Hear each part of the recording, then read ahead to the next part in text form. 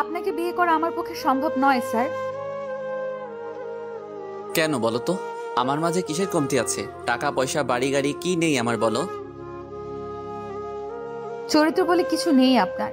শুধুমাত্র টাকা পয়সা থাকলে ভালো মানুষ হওয়া যায় না। একজন ভালো মানুষ হতে হলে সুন্দর স্বচ্ছ চরিত্রের অধিকারী হতে হয়। বুঝতে পারলেন? যার ছিটে ফোটাও আপনার মাঝে নেই।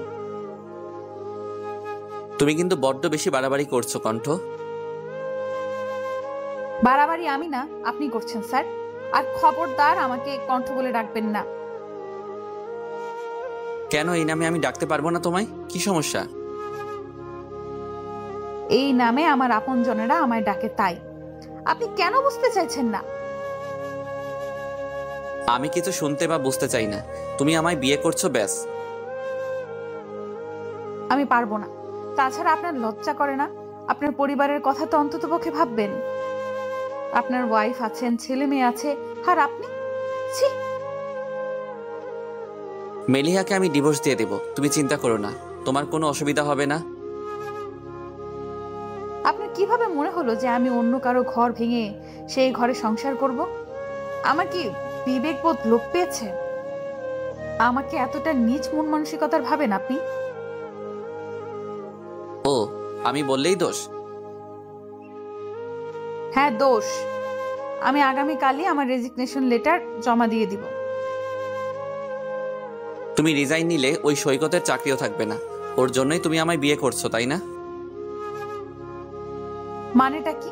কি শুরু করেছেন আপনি? মিস্টার সৈকত সাহেব আমার একজন কলিগ আর ভালো বন্ধু। আমার চাকরি ছাড়ার সাথে ওনার চাকরি যাবার কি সম্পর্ক? কারণ তুমি ওকে ভালোবাসো। কারোর সঙ্গে হেসে কথা বললেই বুঝি তাকে ভালোবাসা হয়? আমি অত সব জানি না, তোমাকে আমার চাই, ব্যাস।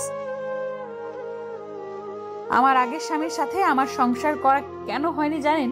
সেও আপনার মতো লম্পট দুশ্চরিত্র ছিল। আপনি ভাবলেন কি করে যে ওই একই চরিত্রের অধিকারীকে আমি বিয়ে করব? তাহলে সৈকত চাকরিটা হারাচ্ছে, নিশ্চিত থাকো। আপনি আমার রাগ ওনার উপর মেটাবেন না প্লিজ স্যার। ওনার বাসায় বৃদ্ধা অসুস্থ মা, একটা ছোট বোন আছে।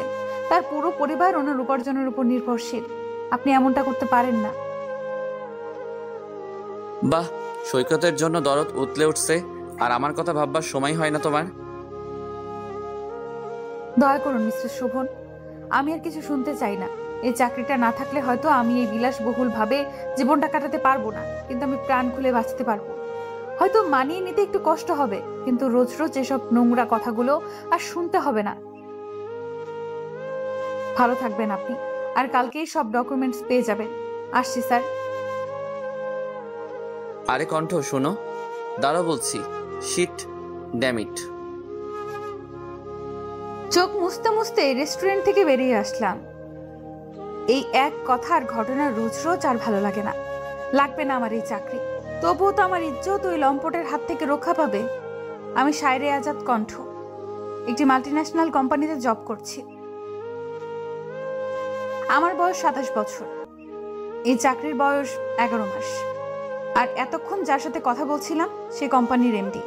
জয়নিং এর সময় থেকে তার এসব আচরণ মুখ বুজে সহ্য করে আসছি, কিন্তু আজ তিনি সব সীমা অতিক্রম করে ফেলেছেন। আর সম্ভব নয়। ও বলে রাখা ভালো, আমি ডিভোর্সি। 2 বছর আগে আমার স্বামীর সাথে আমার সম্পর্কটার ইতি ঘটে। তার সাথে 4 বছর ঘর করেছি, সে অনেক আগের কথা। সে এখন তার নতুন সংসারে খুব ভালোই আছে। তারপর থেকে জীবনের সংগ্রাম করতে করতে আজকের এই অবস্থানে পৌঁছেছি। কিন্তু ওই লোকটার জন্য আমার বহুল কষ্টে অর্জিত অবস্থান খোয়াতে হবে। বুকের ভেতরটা ভীষণ কষ্টে ভারী হয়ে আসছে। পৃথিবীর সব ছেলেরাই কি এমন? প্রতিটি মেয়ের জীবন কি এভাবেই ধ্বংস করা হবে? জানি না এসবের উত্তর। তবে এটা জানি যে কিছু ছেলের উপর পুরো পুরুষ জাতিকেই আমরা ভুল বুঝতে বাধ্য হই। এই যে ধরুন আমার জীবন, কোনো ছেলেকে আমি আর বিশ্বাস করতে পারি না, শুধুমাত্র একজন ব্যতীত। অনেক কথা বলে ফেলেছি, বাকিটা আস্তে আস্তে জানতে পারবেন। বাড়িতে পৌঁছেছি, কলিং বেল বাজতেই আম্মু দরজা খুলে দিল। কি রে মা, আজ এত তাড়াতাড়ি? শরীর ঠিক আছে তো? আরে আম্মু, এত টেনশন করো না, অসুখ করবে। আজকে অফ ডে না, একটু কাজ ছিল তো, তাই বেরিয়েছিলাম। কাজ শেষ, তাই ফিরে এসেছি। কিন্তু মা, তোর চোখ মুখের একই অবস্থা। আম্মু, বাইরে অনেক গরম তো, তাই টায়ার্ড হয়ে গেছি আর কি। আচ্ছা আম্মু, তুমি খেয়েছো? না রে মা। মানে কি? এখন বাজে বিকেল 3:30, অথচ তুমি খাওনি? তোমার ওষুধ আছে না? এমন করলে কিভাবে চলবে? যাও, তুমি টেবিলে গিয়ে বসো, আমি ফ্রেশ হয়ে আসছি। আচ্ছা মা, তুই তাড়াতাড়ি আয়, আমি অপেক্ষা করছি।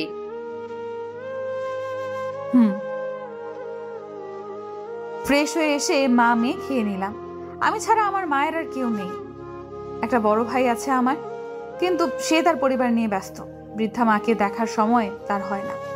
আর আমার আব্বু, সে তো আমায় নিয়ে চিন্তা করতে করতে স্ট্রোক করে মারা গেছেন আজ 1.5 বছর। আর আমারও আমার মা ছাড়া আর কেউ নেই। খাওয়া শেষ করে আম্মুকে ওষুধ খাইয়ে রুমে চলে এলাম। রুমে এসে শুয়ে রয়েছি, কিচ্ছু ভালো লাগছে না। কিন্তু আমার যোগ্যতায় আমি হয়তো আরো ভালো কোনো চাকরি পেতে পারি। তবে কিসের মায়ায় আমার ভেতরটা ছারখার হয়ে যাচ্ছে? আমি কি সত্যি সত্যি নীল সাহেবের প্রেমে পড়েছি? আমার মতো এমন ডিভোর্সি অপয়া মেয়ের কপালে কখনো এত ভালো মানুষের সান্নিধ্য জুটবে না। কেন মিছে মায়ার বাঁধনে নিজেকে জড়াতে চাইছি? উনি অনেক ভালো কাউকে ডিজার্ভ করেন। আমাকে চাকরির পাশাপাশি নীল সাহেবের মায়াকেও ছাড়তে হবে। তার জীবনে আমার মতো অপয়ার কোনো স্থান নেই। আর ওই অফিসে থাকা মানেই একটা জানোয়ারকে প্রতিনিয়ত সহ্য করা, আর কুনজরে থাকা, কুপ্রস্তাব শোনা। এর চেয়ে মরে যাওয়াই শ্রেয়। আর কালকে নীল সাহেবের স্যারের ব্যাপারে সব জানাতে হবে, কেননা বলা যায় না আমার উপরে জমে থাকা ক্ষোভ থেকে যদি নীলের কোনো ক্ষতি করে দেয়। তাই নীলকে সতর্ক করাটা আমার কর্তব্যের মাঝেই পড়ে। অনেক কষ্টে নিজের মনকে শান্ত করলাম। কালকেই রিজাইন লেটার জমা দিয়ে চাকরিতে ইস্তফা দেব। চূড়ান্ত সিদ্ধান্তে উপনীত হয়েছি। এসব ভাবতে ভাবতেই চোখ লেগে এলো, আর আমি ঘুমের দেশে তলিয়ে গেলাম। ঘুম ভাঙার পর রেজিগনেশন লেটারটা রেডি করে নিলাম, আর কিছুক্ষণের মাঝেই অতীতের পাতায় ডুব দিলাম। হারিয়ে গেলাম সে সকল স্মৃতিতে। ফ্ল্যাশব্যাক 15 মাস আগে। আম্মু দেখো, এইবারে চাকরিটা আমার হয়ে যাবে, ম্যানেজার তো সেরকমই বলল। আমি জানি বাবা, দেরিতে হলেও চাকরি তোর হবেই। বলেছিলাম না, হতাশ হতে নেই। আল্লাহ তার বান্দার দোয়া ফেলে দেন না, ঠিক সময় মতো কবুল করে নেন। তাই মনোবল হারানো যাবে না। আল্লাহ তার সকল বান্দার ধৈর্যের পরীক্ষা নেন। জি আম্মু, আমি নীলাকে গিয়ে বলি, ও খুবই খুশি হবে। না, তুই ওকে আগেই জানাস না, কনফার্ম হওয়ার পর বলিস। আচ্ছা, তোমার ওষুধ খাওয়া হয়েছে না? গিয়ে একটু রেস্ট নাও, আমি টিউশনিটা করিয়ে আসি। কয়টায় আসবি? রাত 8টার মাঝে চলে আসবো। আচ্ছা। আমি সৈকত ইভান নীল। আমার বয়স 31 পেরোলো। পরিবারের বড় ছেলে, এখনো বিয়ে থা করিনি। আর এতক্ষণ যার সাথে কথা বলছিলাম তিনি আমার শ্রদ্ধেয় মা। আমার বাবা মারা গেছেন যখন আমার বয়স মাত্র 7 বছর। আমার ছোট বোন সাগরিকা ইভান, নীলার বয়স তখন মাত্র 1.5 বছর। আমার মা আমাদের অনেক কষ্টে লেখাপড়া করিয়েছেন। সেই সময়টাতে কেউ আমাদের পাশে ছিল না। তিনি নিজের সমস্ত সুখ বিসর্জন দিয়ে হাড় ভাঙা খাটুনি খেটে আমাদের এত বড় করেছেন। বাবার গড়িয়ে দেয়া সব স্বর্ণের গহনা বিক্রি করে আমাদের লেখাপড়া করিয়েছেন। এসব ভাবলেই বুকের ভেতরটা তীব্র কষ্টে হাহাকার করে। অনেক বছর ধরে চাকরি খুঁজছি, কিন্তু হয়নি কখনো। এবারেরটাই হয়তো আমার শেষ ইন্টারভিউ। তবে মনে হচ্ছে চাকরিটা হয়ে যাবে। এখন কিছু টিউশন করিয়ে সংসার চালাচ্ছি, মাস শেষে হিমশিম খেতে হয়। ছোট বোনটা সব চাওয়া পূরণ করতে পারি না, মায়ের চিকিৎসা ঠিক মতো করতে পারি না। কিন্তু নীলা বা আম্মু কখন এসব নিয়ে কিছু বলে না, কিন্তু নিজের কাছেই কষ্ট লাগে। এই দুঃখ কি সহজ হয়? মাঝে মধ্যে নিজেকে সবচেয়ে হতভাগা মনে হয়। এসব ভাবতে ভাবতে স্টুডেন্টের বাড়ি পৌঁছে গেলাম। সবগুলো টিউশন শেষ করে মাত্রই বেরোলাম। এখন 7:30 বাজে। আজ 3 স্টুডেন্টের বাসাতেই বেতন দিয়েছে। আম্মুর ওষুধ কিনতে হবে, আবার বাসার বাজারও করতে হবে। হঠাৎ ফোনটা বেজে উঠল। যে কোম্পানিতে জবের ট্রাই করেছিলাম সেখানকার ম্যানেজারের ফোন।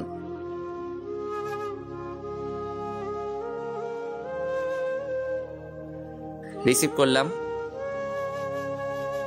হ্যালো। জি, সৈকত ইভান নীল বলছি। কি সত্যি বলছেন? আচ্ছা, কবে থেকে জয়েনিং? কাল থেকেই। ওকে, আমি সব ডকুমেন্টস নিয়ে আসবো। অবশেষে চাকরিটা আমার হয়েছে, কি যে খুশি লাগছে। বাসার জন্য মিষ্টি নিয়ে যাই। সব কাজ শেষে বাড়িতে পৌঁছেছি। কলিং বেল বাজালাম। আম্মু দরজা খুলে বলল, আয় বাবা, ভেতর আয়। আম্মু নীলাকে ডাকো। এ কি বাবা, এত বাজার করেছিস কেন? আর মিষ্টি? নীলা নিশ্চয়ই আবার তোর কাছে বায়না করেছে। এই মেয়েকে নিয়ে আমি আর পারি না। ছেলেটা আমার এত কষ্ট করে মাথার ঘাম পায়ে ফেলে সংসার চালায়, আর ওর শুধু আবদার, এটা চাই ওটা চাই, খালি চাই আর চাই। আহা আম্মু, কাঁদছো কেন? আর আমি কি একটাবারও বলছি নীলা আমার কাছে বায়না করেছে? আমার চাকরিটা হয়ে গেছে আম্মু, তাই বাজার করেছি বেশি করে, আর মিষ্টি এনেছি। বাবা সত্যি তো চাকরি হয়েছে? হ্যাঁ, এবার চোখ মুছো। নীলা কই তুই? এই তো আমি ভাইয়া, বলো ডাকছো কেন? আগে মিষ্টি মুখ কর, আমার জব হয়ে গেছে রে বোন। ওয়াও ভাইয়া, এত বড় একটা নিউজ, আমার খুব ভালো লাগছে, আমি খুব খুশি ভাইয়া। এবার থেকে তোর যা লাগবে সব বলবি আমায়। হুম। আম্মু তুমিও খাও, হা করো। আরে থাম, এই তো নিয়েছি। এরপর থেকে আমাদের ভালো দিন আসতে লাগলো। সারাদিন অফিস, আর দিন শেষে আমার পরিবারের সাথে কাটানোর সময় আমার মাসিক বেতন 70,000 নির্ধারিত হয়। বেশ স্বাচ্ছন্দ্যেই আমার চাকরি জীবন চলছিল। 4 মাস পর একটা মেয়ে চাকরিতে জয়েন করে। মেয়েটা বেশ আলাদা, খুব চুপচাপ, যাকে বলে ইন্ট্রোভার্ট, কিন্তু তার নামটা যথেষ্ট সুন্দর, সায়রী আজাদ কণ্ঠ। কিছুদিনের মাঝে ওর সাথে আমার বেশ সখ্যতা গড়ে ওঠে। আমরা কলিগের পাশাপাশি খুব ভালো ফ্রেন্ড। ওর জীবনের ঘটনাগুলো শুনে খুব কষ্ট পেয়েছিলাম। মেয়েটা এইটুকু বয়সে কতটা কষ্ট সহ্য করেছে। অফিসে একমাত্র আমার সাথেই ও অনেক কথা বলতো, তবে অনেক কথাই নিজের মাঝে লুকিয়ে যেত। অফিসে আসার পর সব ঠিকই থাকতো, কিন্তু যখনই ও এমডি স্যারের রুমে যেত তখনই চুপ হয়ে যেত। জিজ্ঞেস করেছে অনেক, কিন্তু ও কথা এড়িয়ে গেছে। আমার দেখা মতে স্যার লোকটা বেশি সুবিধার না। ওনাকে ঘিরে অনেক মেয়েঘটিত ঘটনা রটেছে। আমার মনে হয় উনি কণ্ঠের সাথেও এমন কোনো আচরণ করেন, কিন্তু ও যদি চুপ থাকে আমি তো স্যারের বিরুদ্ধে কোনো স্টেপ নিতে পারবো না। যতই দিন যাচ্ছে ওর প্রতি একটা আলাদা টান, মায়া অনুভব করছি। আমার ওকে খুব ভালো লাগে, ইনফ্যাক্ট আমি ওকে ভালোবেসে ফেলেছি, কিন্তু কোনোভাবেই ওকে জানানো বা বলা হয়ে ওঠেনি। এভাবেই কেটে যাচ্ছিল দিন, আর আমার মনে ওর জন্য অনেক সুপ্ত অনুভূতি জন্ম নিচ্ছে। মেয়েটা রোজ তার নতুন নতুন গুণে আমাকে মুগ্ধ করছে। খুব পরিশ্রমী আর কর্মঠ একটি মেয়ের জলজান্ত উদাহরণ হলো কণ্ঠ। এক কথায় সুপার উইমেন, তবে কণ্ঠ বেশ রহস্যময়ী। ওর সব কথায় কাজে একটা কিন্তু রয়ে যায়। ওকে বুঝতে হলে প্রচুর গবেষণা করতে হবে বলে আমার মনে হয়। মেয়েটা কারোর সাথে বেশি মেশে না বা কথা বলে না, আর ছেলেদের পারতপক্ষে এড়িয়ে চলে। যদিও জানি ওর জীবনের ঘটনা, তবু বিষয়টি খুবই অদ্ভুত লাগে।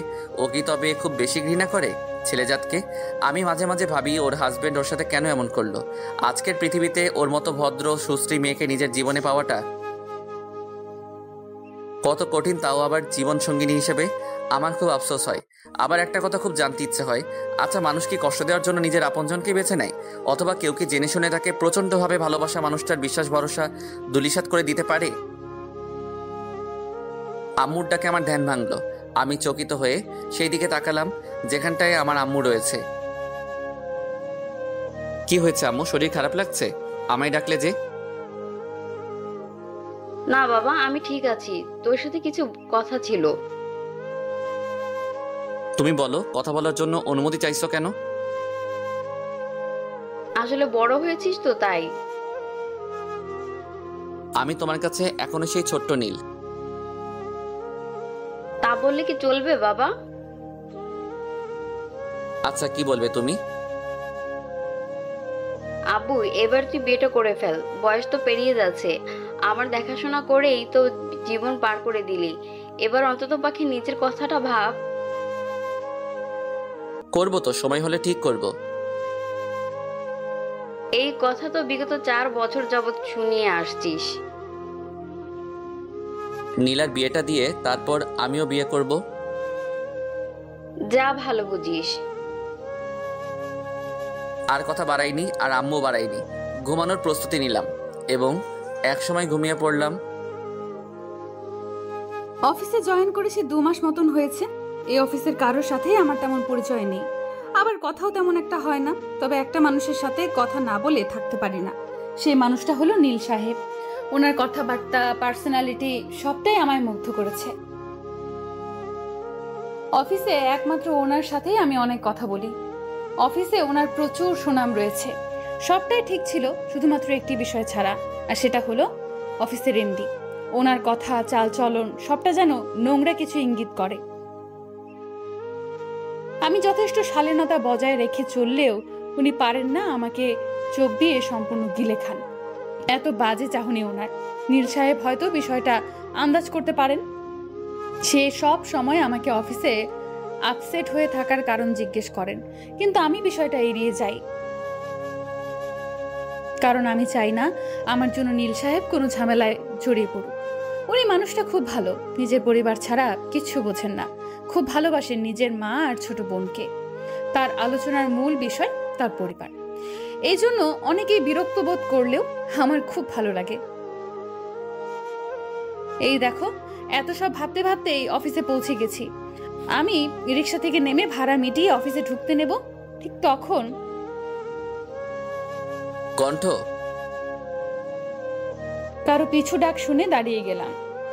পিছনে ঘুরে যা দেখলাম তার জন্য আমি মোটেও প্রস্তুত ছিলাম না। আমার প্রাক্তন স্বামী ডেকেছিল আমায়। আমার ভালো থাকা হয়তো তার সহ্য হচ্ছে না।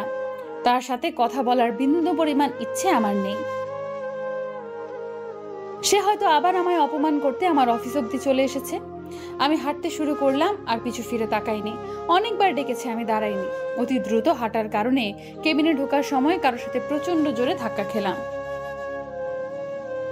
তাকিয়ে দেখি নীল সাহেব আমায় আগলে ধরেছেন, নয়তো আমি পড়ে গিয়ে বড়সড় রকমের একটা আঘাত পেতাম।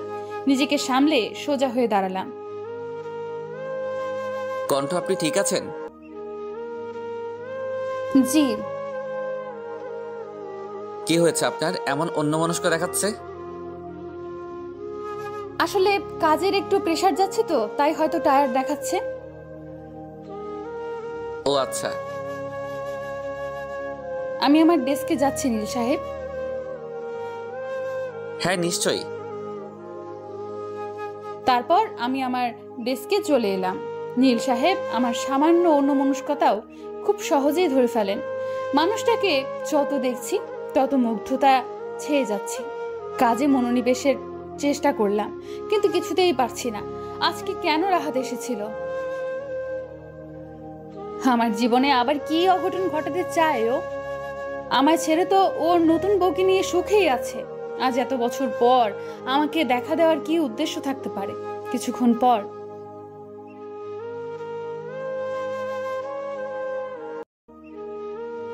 জি, আপনি যান, আমি আসছি। স্যার, আসবো? আসুন মিস কণ্ঠ। কোনো দরকার ছিল স্যার? কেন, তোমায় কি সবসময় দরকারের জন্য ডাকতে হবে? এমনি কি তোমায় আমি ডাকতে পারি না? আসলে স্যার ঠিক তা নয়। আপনি ডেকেছেন তো, তাই কারণ জিজ্ঞেস করলাম। কিছু মনে করবেন না প্লিজ। করব না, তবে একটা শর্তে। কি? আজকে আমার সাথে বাইরে লাঞ্চ করতে হবে। মাফ করবেন, আমি বাইরের খাবার খাই না। আমি আসছি স্যার। আরে মিস কণ্ঠ, আমার কথাটা তো শুনে যান। কোনো কথা না বলেই আমি স্যারের কেবিন থেকে বেরিয়ে এলাম। ওনাকে ভালো করে চিনেছি এই 2 মাসে। আজ কফি, কাল লাঞ্চ, পরশু ডিনার, আর যতক্ষণ ওনার সামনে ছিলাম মাথা থেকে পা অবধি না হয় হাজারো বার স্ক্যান করেছে। অসভ্য লোক কোথাকার। তারপর আমার ডেস্কে বসে আবার কাজ শুরু করলাম। লাঞ্চের সময়। ব্যস্ত নাকি? আরে নীল, না, কিছু বলবেন? সবাই লাঞ্চ ব্রেকে আর আপনি এখনো কাজ করছেন? খেয়ে নেবেন, চলুন। আমি বাসা থেকে এসেছি। আপনি বরং আজ আমার সাথে লাঞ্চ শেয়ার করুন। আমিও এনেছি। আচ্ছা, একটু অপেক্ষা করুন কণ্ঠ, আমি আসছি। কিছু সময় পর এই তো চলে এসেছি। আমি আজ এই 4 রকমের ভর্তা আর আচার সাথে খুদের ভাত এনেছি। আরে এইসব তো আমার পছন্দের খাবার। আপনি বরং আপনার বক্স আমায় দিয়ে দিন, আমার বক্সটা আপনি নিন। আরে বিরিয়ানি যে আমার অনেক পছন্দের, আপনার হাতের রান্না। জি। আচ্ছা, খাওয়া শুরু করুন। হ্যাঁ অবশ্যই, আপনিও করুন। অনেক মজা হয়েছে। বেশ কিছুদিন পর এত মজার খাবার খাওয়ার সুযোগ হলো। আপনাকে ধন্যবাদ নীল। আচ্ছা, এই রান্নাগুলো কে করেছেন? আজকে রান্নাগুলো তো খুব সহজ ছিল, তাই আমিই করেছি। আম্মু তো অসুস্থ আর নীলার পরীক্ষা চলছে। আপনার হাতের রান্না কিন্তু অসাধারণ, অনেক তৃপ্তি নিয়ে খেয়েছি। আজকে নীলের সাথে অনেক কথা বলেছি। উনি অবশ্য আমাকে সকালের কথা আবার জিজ্ঞেস করেছিলেন, কিন্তু আমি বরাবরের মতো এড়িয়ে গিয়েছি। আগামী সপ্তাহে অফিস থেকে একটা ট্যুরের আয়োজন করা হয়েছে, কারণ বেশ অনেকদিন যাবৎ কাজের প্রচুর চাপ ছিল। সকলেই ক্লান্ত, তাই সকলের চাঙ্গা করতেই এই উদ্যোগ। আমি অবশ্য যেতে চাইছিলাম না, কিন্তু নীলের অনুরোধ ফেলতে পারিনি। মানুষটা খুব ভালো। যতটা দেখছি ততটাই অবাকের চরম পর্যায়ে পৌঁছে যাচ্ছি। আমি যেন তার খুব আপন কেউ। আমায় নিয়ে তার চিন্তার যেন অন্ত নেই। এখন বাইরে ঝুম বৃষ্টি পড়ছে। গ্রীষ্মের তীব্র উত্তাপে এই কয়টা দিন প্রকৃতি পুড়েছে। আজকের বৃষ্টি যেন শান্তির বর্ষণ হয়ে নেমেছে, যা প্রকৃতির পাশাপাশি প্রতিটি হৃদয় শীতল করে দিচ্ছে। অনেক রাত হয়ে পড়েছে। রাতের খাবার আম্মুকে সাথে নিয়ে খেয়ে নেই, আবার সকালে অফিস আছে। খেতে ইচ্ছে করছে না, তবুও খেতে হবে, নতুবা আমার শ্রদ্ধেয় জননী খাবেন না। আর রাতে তার অনেকগুলো ওষুধ আছে, অজ্ঞতা খেতে যেতেই হবে। আম্মু এসো, তাড়াতাড়ি খেয়ে নেবে তো নাকি? তুই খেয়েছিস? না, তোমার সাথে খাবো। আর কথা না বলে বসো দেখি।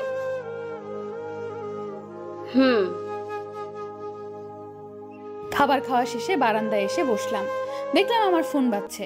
নীল ফোন করেছে, রিসিভ করলাম। কোনো দরকার নীল? কোনো দরকার ছাড়া বুঝি আপনাকে কল করতে পারি না কণ্ঠ? ঠিক তা নয়, অনেক রাত হয়েছে তো, তাই ভেবেছিলাম হয়তো কোনো দরকার। খেয়েছেন? জি, আপনি? আসলে ঘুম আসছিল না, তাই আপনাকে কল করলাম। সমস্যা নেই। এইভাবেই অনেকটা সময় নীলের সাথে কথা বলে কাটিয়ে দিলাম। কথায় কথায় রাত 1টা পার হয়ে গিয়েছিল। তারপর ফোন রেখে ঘুমিয়ে পড়লাম। তবে অনেকদিন পর এভাবে কারো সাথে মন খুলে কথা বলে নিজেকে বেশ হালকা লাগছে। আজকে অফিসের ট্যুর, আমরা শ্রীমঙ্গলে যাচ্ছি। যদিও ট্যুরের পেছনে একটা মহৎ উদ্দেশ্য লুকায়িত রয়েছে, আর তা হলো আমাদের অফিসের একটা শাখা কিছুদিন আগেই ওখানে খোলা হয়েছে। ফলে আমাদের অনেক ক্লায়েন্ট ওখানে রয়েছে, তাই আমরা একটা ডিল করতে যাচ্ছি শ্রীমঙ্গল। যদিও সবাইকে নিয়ে যাওয়া হচ্ছে সেখানে, তাই ডিলের প্রয়োজনে যাওয়া হলেও সবার মাঝে ট্যুরের আমেজ রয়েছে। আমাদের 24 জনকে নিয়ে যাওয়া হচ্ছে। দুটো দলে সদস্যদের ভাগ করে নেওয়া হয়েছে। অনেকেই পারিবারিক বিভিন্ন কারণে আমাদের সাথে যোগদান করতে পারেনি, তাই আমাদের সঙ্গী হিসেবে 24 জন অবশিষ্ট রয়েছে। আমি এমডি স্যার ও কণ্ঠ একই দলে রয়েছি। আমি কণ্ঠকে আর আপনি বলে কথা বলি না, তুমি বলেই কথা বলি। তবে ও এখন আপনি বলে, এটাই নাকি ওর স্বাচ্ছন্দ্য, তাই আমিও কিছু বলিনি। কারণ কারো কমফোর্ট জোন থেকে তাকে বের করাটা তার জন্য অস্বস্তিকর। এখন সকাল 8টা বাজে। 8:45 অফিসের সামনে সকলে একত্রিত হব। তারপর আমরা মাইক্রোবাসে করে শ্রীমঙ্গলের উদ্দেশ্যে যাত্রা করব। আমি বাসা থেকে বেরিয়ে কণ্ঠকে কল করলাম। হ্যালো কণ্ঠ, তুমি বেরিয়েছো? না নীল, আপনি? আমি তোমার বাসার সামনে আসছি। আমার 5 মিনিট লাগবে, আমি বেরোচ্ছি। আচ্ছা, এসো তুমি। বেশ কিছুক্ষণ হাঁটার পর আমি কণ্ঠের বাসার সামনে পৌঁছালাম। অপেক্ষা করতে থাকলাম। হঠাৎ পরিচিত আওয়াজ শুনতে পেয়ে আওয়াজের উৎসের দিকে তাকিয়ে দেখলাম কণ্ঠ এসেছে। ও একটা তাঁতের শাড়ি পরেছে, সাথে ম্যাচিং হিজাব, আর মুখে কোনো প্রসাধনীর চিহ্ন নেই। বেশ লাগছে ওকে। শাড়িটা গাঢ় নীল রঙের, যা ওকে খুব মানিয়েছে। মেয়েটার গায়ের রং চাপা, যার ফলে সব রঙের সাথেই ওকে মানানসই লাগে। আমি কতক্ষণ যে এক দৃষ্টিতে ওর দিকে তাকিয়েছিলাম জানা নেই। মনে হচ্ছে আমার সামনে কোনো হুড় দাঁড়িয়ে আছে। কখনো কোনো মেয়েকে দেখে আমার এমনটা অনুভব হয়নি। ওই প্রথম ব্যক্তি যাকে দেখে আমার সবটা থমকে গেছে। হঠাৎ শরীরে কোনো হাতের অস্তিত্ব পেলাম। ভালো করে তাকিয়ে দেখলাম কণ্ঠ আমায় ডাকছে। নীল, আপনার কি হয়েছে? কখন থেকে ডাকছি, আপনি কোনো সাড়াই দিচ্ছেন না। কোথায় হারিয়েছিলেন? আরে কিছু হয়নি, খেয়াল করিনি তোমার কথা। তা কোন খেয়ালে ডুবেছিলেন শুনি? তোমার খেয়ালে কণ্ঠ। কথাটা ফিসফিসিয়ে বললাম। কিছু বললেন? না কণ্ঠ, চলো তাড়াতাড়ি, গাড়ি মিস হয়ে যাবে। চলেন। কিছুক্ষণ পূর্বেই আমাদের মাইক্রোবাস ছেড়ে দিয়েছে। মোট 3টে মাইক্রো লেগেছে। আমি কণ্ঠ একই মাইক্রোতে। এমডি আমাদের পরের গাড়িতে রয়েছেন। তবে তিনি বেশ ক্ষুব্ধ হয়েছেন, কারণ কণ্ঠকে তিনি তার গাড়িতে উঠতে বলেছিলেন, কিন্তু ও কিছু উসিলা দিয়ে এই গাড়িতে রয়ে গেল। ব্যাপারটা স্যার কিছুতেই হজম করতে পারিনি, যা বুঝলাম। সে যাই হোক, ভালোই হয়েছে। গাড়ির ড্রাইভারের পাশের সিটে আমি বসেছি, আর কণ্ঠ, শিলা এবং মেহেক আমার পিছনের সিটে। তারপরে সিটগুলোতে কারা উঠেছে খেয়াল করিনি। আরে নীল ভাই, এত চুপচাপ কেন? আমি হেসে বললাম, এমনি। কি বলবো বলো? শুনেছি আপনি অনেক ভালো গান গাইতে পারেন। বাইরে ঝুম বৃষ্টি হচ্ছে, একটা গান তো হতেই পারে। কি বলো শিলাকণ্ঠ? না, গান অনেক আগে ছেড়ে দিয়েছি। গলা আর আগের মতো নেই। গিয়ে শুনান নীল সাহেব, দেখি আপনার গলা কতটা খারাপ হয়েছে। তবে তাই হবে, কিন্তু একটা শর্ত আছে। বেশ আগ্রহ দীপ্ত হয়ে কথাটা বলল কণ্ঠ। বলে ফেলুন নীল সাহেব, শুনি আপনার শর্ত। বেশ হেসেই কথাটা বললাম, আমি গান গাইবো, তবে আমার সাথে একজন ফিমেল আর্টিস্ট লাগবে। বিরক্তি নিয়ে বলল, আমি গান টান গাইতে পারি না বাবা। আমি শিলাকে প্রশ্নটা করলাম, শিলা তুমি গাইবে আমার সাথে? আর মনে মনে প্রার্থনা করছিলাম যাতে ওর উত্তরটি না হয়, কেননা আমার ইচ্ছা কণ্ঠের সাথে আমি গান গাইবো। আর আমি জানিও খুব ভালো গান গাইতে জানে। না ভাইয়া, আমি তোমার সাথে গাইবো না।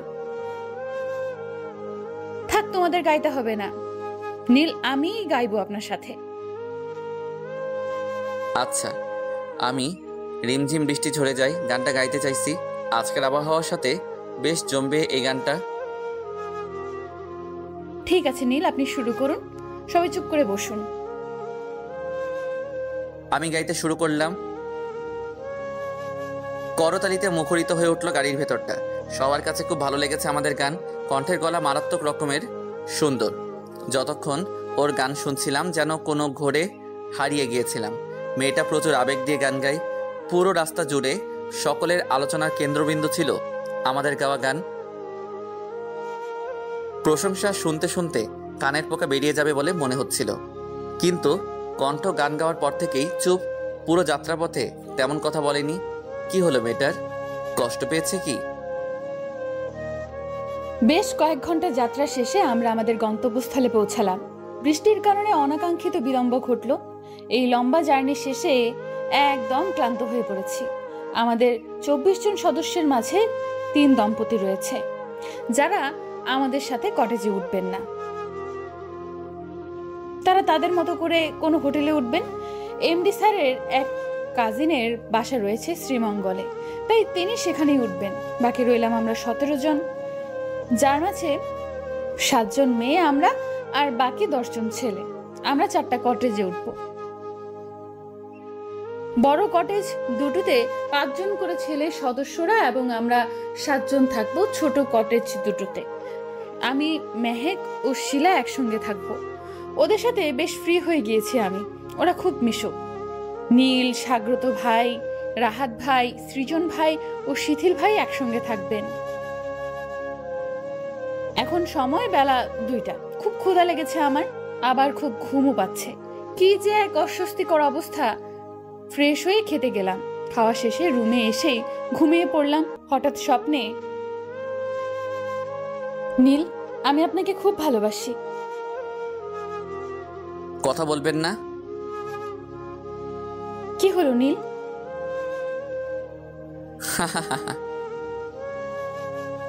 এভাবে হাসছেন কেন? ওইদিকে কেন যাচ্ছেন? চারদিকে এমন ধোঁয়াময় হয়ে যাচ্ছে কেন? আপনার শরীরে কি হয়েছে? চামড়া এমন দেখাচ্ছে কেন?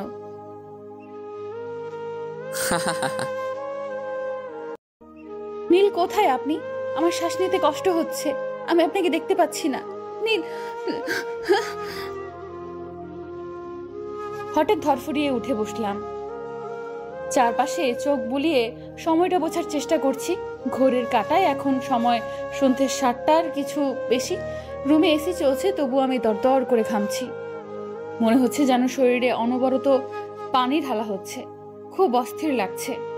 এটা আমি কি দেখলাম? কেন দেখলাম? আবার কি কোনো ঝড় আসতে চলেছে আমার জীবনে? আচ্ছা, রুমে আমি একা কেন? মেহেক, শিলা কোথায়? 4 ঘন্টা হয়ে গেছে। কতক্ষণ ঘুমিয়েছি আমি? কিন্তু হঠাৎ এমন একটা দুঃস্বপ্ন কেন দেখলাম আমি? কি বিভৎস সে স্বপ্ন! এটা কি আবার কোনো ভয়ঙ্কর বিপদের সংকেত? নিজের মনকে ধাতস্থ করলাম, এটা শুধুমাত্র একটা দুঃস্বপ্ন। এর সাথে বাস্তবতার কোনো মিল নেই। নীল সাহেবকে কি ভয়ঙ্কর দেখাচ্ছিল, যেন তার চামড়া ঝলসে গিয়েছে আর আমার দম আটকে আসছিল, যেন এক্ষুনি রুহ বেরিয়ে যাবে। আমি ফোনটা হাতে নিলাম আর মেহেককে কল করলাম। কিন্তু আশ্চর্য, 5 বার কল করলাম, রিং হলো, ধরলো না। ভাবলাম হয়তো সাইলেন্ট করা, তাই শিলাকে কল করলাম। ফলাফল শূন্য। তাকেও ফোনে পেলাম না, তাই ফোন রেখে ফ্রেশ হতে গেলাম। ফ্রেশ হয়ে রুম লক করে কটেজ থেকে বেরোলাম। রিসেপশনে গিয়ে ম্যানেজারকে জিজ্ঞেস করলাম, আপনি কি জানেন আমার অফিস কলিগরা কোথায়? ম্যাম, তারা বেশ কিছুক্ষণ আগে বেরিয়েছেন। সবাই গিয়েছে? হ্যাঁ। কোথায় গিয়েছেন বলতে পারবেন? না। ও। আমি আবার কটেজে ফিরে যেতে উদ্যত হব, ঠিক তখনই ফোনটা ভাইব্রেট করলো। নীল কলটা করেছেন। দেরি না করে কল রিসিভ করলাম। কণ্ঠ, তুমি রিসিপশনে বসো, মেহেক তোমায় নিতে আসছে। বেশ অবাক হয়েই প্রশ্নটা করলাম আমি। কিন্তু আপনি জানলেন কি করে?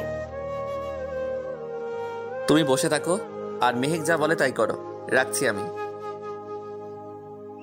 নীল, হ্যালো হ্যালো। ধুর, কেটে দিল কলটা। ভারী অদ্ভুত মানুষ তো। কোথায় যাব, কেন যাব, আর তারা সবাই কোথায়?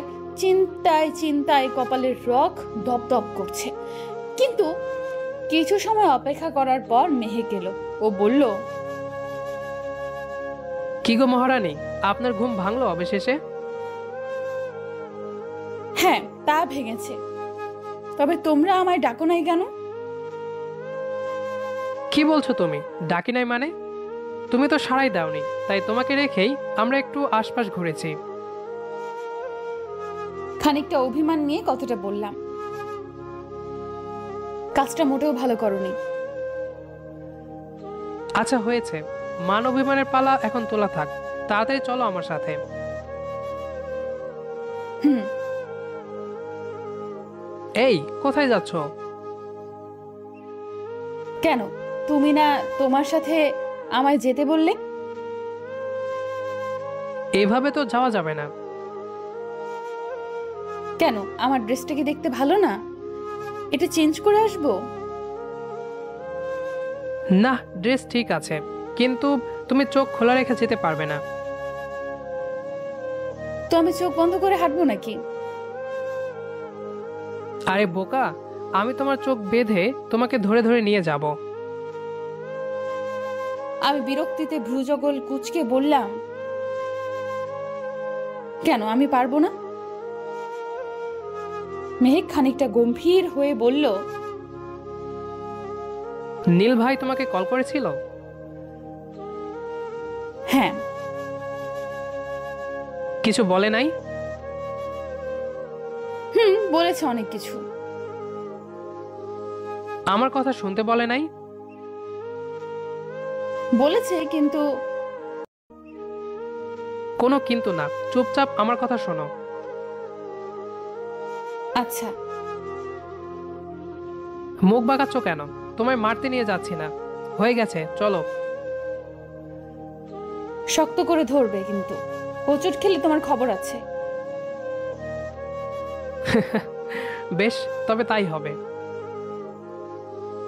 মেহেকের হাত ধরে গুটি গুটি পায়ে এগিয়ে চলছি। মনে হচ্ছে সবে হাঁটতে শিখেছি। কেমন একটা অদ্ভুত অনুভূতি। আবার একটা বিষয়ে ভেবে খুব কষ্ট হচ্ছে।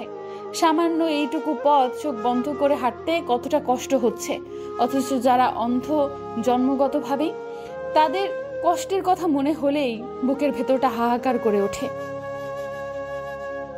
আল্লাহ যেন কাউকে এই কষ্টের জীবন না দেন, এই দোয়া মনে মনে করছি। হঠাৎ পথ চলা বন্ধ হলো, অর্থাৎ আমরা আমাদের গন্তব্যস্থলে পৌঁছে গেছি। চোখের বাঁধন খোলার জন্য চোখে হাত দিতে যাব, তার পূর্বেই কেউ আমার হাত খপ করে ধরে ফেললো। হাতটা মেহেক নয়, তা বেশ বুঝতে পারছি। শক্ত বলিষ্ঠ কোনো পুরুষালী হাতের ছোঁয়া পেতেই শরীর বেয়ে এক শিরশিরানি অনুভূতি যেন ছুটে গেল। আমি কম্পিত গলায় কিছু বলতে যাব, তার পূর্বেই সেই হাতের মালিক আকুতির স্বরে বলে উঠল, আর কিছুক্ষণ অপেক্ষা করো কণ্ঠ। অবাক হয়ে প্রশ্ন করলাম, নীল আপনি? হ্যাঁ, এসো আমার সাথে। মেহেক কোথায়? সামনে আছে।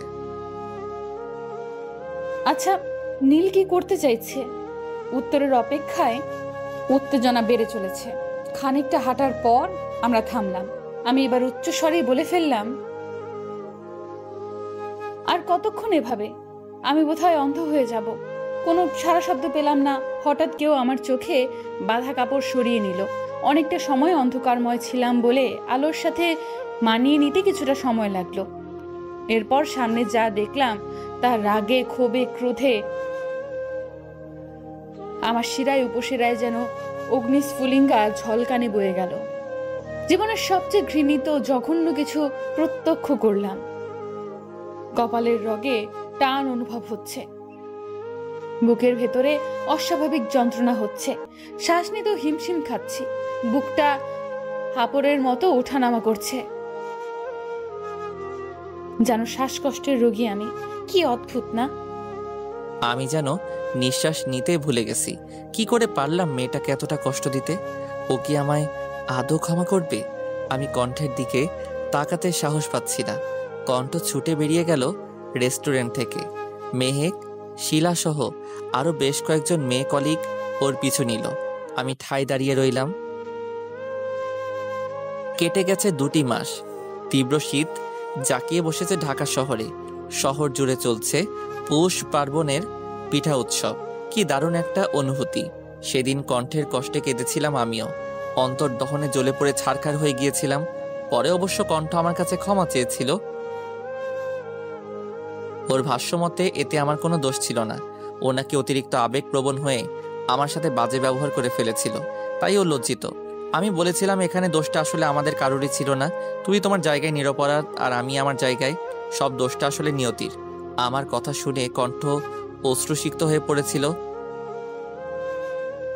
এরপর কিন্তু আমাদের বন্ধুত্বটা আরো মজবুত হয়েছিল। আজকে কেন জানি এসব ভাবতে খুব ভালো লাগছে। তবে সেই দিনের সেই ঘটনা, কণ্ঠের আর্তনাদ আমার হৃদয়কে আজও কাঁদায়। মনে হয় সবকিছুর জন্য আমি দায়ী। ধ্যান ভাঙলো আম্মুর ডাকে। আজ অফিস নেই, সাপ্তাহিক ছুটির দিন শুক্রবার। নীল আব্বু, কি হয়েছে আম্মু? কিছু বলবে?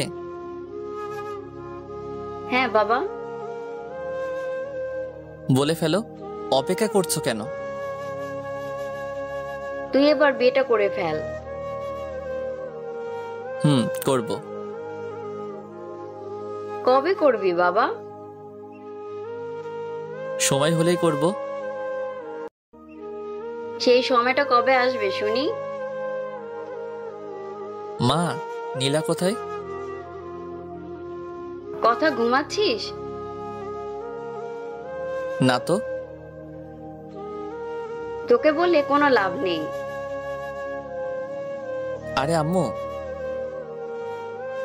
যা রাগ করে চলে গেল। আম্মুর সবসময় এক কথা, বিয়ে কবে করবি? আমার আর ভালো লাগে না। আমি কতবার বলেছি নীলাকে বিয়ে দেওয়ার পর নিজে বিয়ে করব। ওর লেখাপড়া শেষ হতে আর বেশি দিন বাকি নেই। আশা করা যায় আগামী 2 বছরের মাঝেই আমার বোনটার পড়া শেষ হবে। আমি ওর বিয়েটা খুব ধুমধাম করে দিতে চাই, তাই ওর জন্য কিছু টাকা জমিয়েছি। আমার আজকাল কেন জানি মনে হয় আমি হয়তো আর বেশি দিন বাঁচবো না, তাই আমার অবর্তমানে আমার পরিবারের যাতে কোনো কষ্ট না হয় সেই ব্যবস্থা করছি। আম্মুর চিকিৎসা আর নীলার বিয়ে, এই দুটো দায়িত্ব পালন করতে পারলেই আমি মুক্ত। সেই লক্ষ্যে কিছু টাকা ব্যাংকে ডিপোজিট করে রেখেছি। হয়তো আমি না থাকলে আর যাই হোক, আমার পরিবারকে পথে নামতে হবে না। ভাবনায় বিচ্ছেদ ঘটিয়ে আমার ফোনটা বেজে উঠল। কণ্ঠের কল। উদগ্রীব হয়ে রিসিভ করলাম। নীল, বলো কণ্ঠ। আমার একটা অনুরোধ রাখবেন? প্লিজ, না করবেন না। সম্ভব হলে অবশ্যই রাখবো। বলো তুমি। অসম্ভব কিছু করতে বলবো না, আপনি রাখতে পারবেন। আচ্ছা, বলো তো কি। পৌষ পার্বণ উপলক্ষে পিঠে উৎসব চলছে। আমার পিঠে উৎসবে যেতে খুব ইচ্ছে করছে, নিয়ে যাবেন? কবে যেতে চাও? আপনার আপত্তি না থাকলে আজই। ঠিক আছে, তুমি বের হও, আমি আসছি। ধন্যবাদ নীল। ধন্যবাদ দিয়ে ছোট করো না প্লিজ। বেশ, তবে তাই হবে। তাড়াতাড়ি রেডি হও, 10 মিনিটের মাঝে আসছি। আচ্ছা, আসুন। নীলের সাথে কথা বলে চট করে তৈরি হয়ে নিলাম। আজকে হালকা করে সেজেছি। চোখে গাঢ় কাজল, পুরো মুখে হালকা ফেস পাউডার এবং ঠোঁটে একটা নুট কালারের ম্যাট লিপস্টিক। ব্যাস, আমার সাজ সম্পূর্ণ। কাতানের গাঢ় নীল একটি শাড়ি পরেছি, সাথে ম্যাচিং হিজাব, আর গায়ে জড়িয়ে নিয়েছি একটা কালো রঙের শাল। এতেই প্রায় 6 মিনিট পার করে ফেলেছি। না, এবার বেরোতেই হবে। নীল হয়তো এসে পড়েছে এবং আমার জন্য অপেক্ষা করছেন। উফ, বাইরে কি ঠান্ডা, আমার হাত পা বুঝি জমে যাবে। মা, দরজা লাগিয়ে দাও, আমি আসছি। এই বলে জোরে হাঁক দিলাম। কোথাও যাচ্ছিস মা? মামুনি, একটু বের হচ্ছি, তাড়াতাড়ি ফিরে আসবো। আচ্ছা মা, সাবধানে যাস, আর বেশি রাত বাইরে কাটাস না। কিঞ্চিত হেসে বললাম, যথা আজ্ঞা মাতাজি। গেটের বাইরে বেরিয়ে দেখি নীল সাহেব ফোনে স্ক্রল করছেন। আমি হালকা করে কাশলাম সাড়া পাওয়ার জন্য, কিন্তু নীল তো কোনো পাত্তাই দিলেন না। কি এমন দেখছেন ফোনে যার জন্য আমায় ওনার চোখেই পড়ল না? তারপর হেঁটে ওনার সামনে গিয়ে জোরে জোরে গলা ছাড়লাম।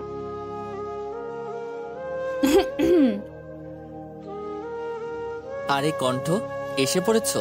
চলো রিক্সায় উঠি। এসেছি তো সেই কখন, কিন্তু আপনি তো দেখলেনই না ফোন নিয়ে ব্যস্ত কিনা। খানিকটা খোঁচা দিয়ে কথাটা বললাম। কেন যেন ওনার দৃষ্টি আকর্ষণ করতে না পেয়ে রাগ হচ্ছে, ভীষণ রকমের রাগ। মিষ্টি হেসে বললেন নীল, ও তাই বুঝি, সরি গো, আর হবে না। কি মায়াময় মুখায়ব, কতটা স্নিগ্ধ তার হাসি, কতটা গভীর তার চোখের চাহনি। দেখলেই মনে হয় এই বুঝি কোনো মায়াজালে জড়িয়ে পড়েছি। আর তার মুখের এই গো ডাকটা শুনে শরীর জুড়ে বয়ে গেল এক অদ্ভুত অনুভূতি। মনের মাঝে লোভ জমছে। ইস, যদি রোজ এই ডাকটা শুনতে পেতাম, যদি পেতাম। ভাবনার সাগরে হাবুডুবু খাচ্ছিলাম, তবে তা ছিল ক্ষণস্থায়ী। এই কণ্ঠ, কি ভাবছো বলো তো? রিক্সায় উঠবে না? কিছু না, চলুন। সূর্য ডুবেছে, ঘন্টাখানেক পূর্বে। অন্ধকার জেগে বসেছে শহর জুড়ে। তবে রাস্তায় ল্যাম্পপোস্টে, দোকানের লাইট আর বাসাবাড়ির লাইটের আলোয় আলোকিত চারপাশ। ঠান্ডা বাতাসের ঝাপটা এসে স্পর্শ করছে সারা অঙ্গ। রিকশা ছুটে চলেছে গন্তব্যের খোঁজে। আর পাশে বসে আছে নীল। তবে আমাদের মাঝে আরো দু একজন বসতে পারবে বলে মনে হয়। আচ্ছা, সময়টা যদি এখানেই থমকে যেত তবে কেমন হতো? এক কাপ চায়ের বড্ড অভাব। ভাবনা সমাপ্তি ঘটল, কেননা রিকশা থেমে গেছে, যার অর্থ আমরা আমাদের কাঙ্ক্ষিত গন্তব্যে পৌঁছেছি। আমি নামলাম রিকশা থেকে।